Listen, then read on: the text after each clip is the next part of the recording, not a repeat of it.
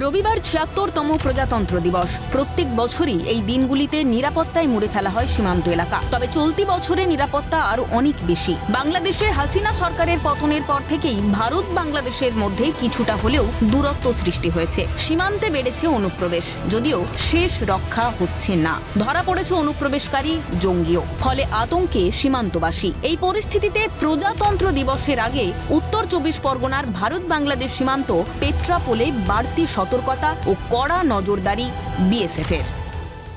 আমাদের ভারতীয়রা আমরা একটু সীমান্ত এলাকায় প্রত্যেকে নাগরিকরা সতর্ক এবং তার থেকে বেশি সতর্ক অ্যালার্ট বিএসএফের তরফ থেকে এসছে।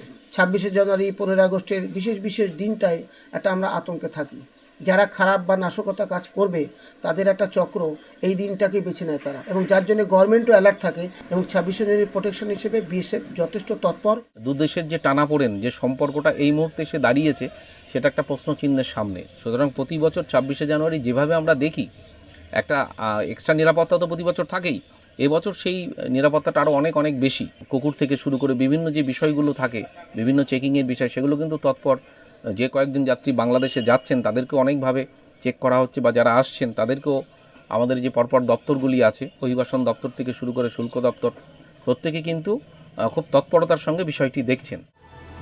প্রজাতন্ত্র দিবসের সব রকম উত্তেজনা এড়াতেই কড়া নিরাপত্তা। ২২শে জানুয়ারি থেকে ৩১শে জানুয়ারি পর্যন্ত অপস অ্যালার্ট জারি সীমান্তে। অশান্ত বাংলাদেশ, সে দেশের জেল থেকে একাধিক দুষ্কৃতীদের ছেড়ে দেওয়ার খবর রয়েছে, আর তার মধ্যেই প্রজাতন্ত্র দিবস এবং একাধিক সীমান্তের উত্তেজনাকে সামনে রেখে বিএসএফের পক্ষ থেকে ওপস অ্যালার্ট জারি করা হয়েছে সীমান্ত এলাকা। বিএসএফের বাড়তি নিরাপত্তায় অনেকটাই স্বস্তির নিঃশ্বাস ফেলছেন ভারতীয়রা। কারণ এই প্রজাতন্ত্র দিবসকে সামনে রেখে যদি কোনো রকম নাশকতামূলক ঘটনা ঘটানোর কোনো পরিকল্পনা থাকে, তা কিন্তু বিএসএফের এই বাড়তি অ্যালার্ট, অর্থাৎ বিএসএফের বাড়তি নিরাপত্তা, সেগুলো কিন্তু প্রতিহত হবে বলেই মনে করছেন স্থানীয়রা।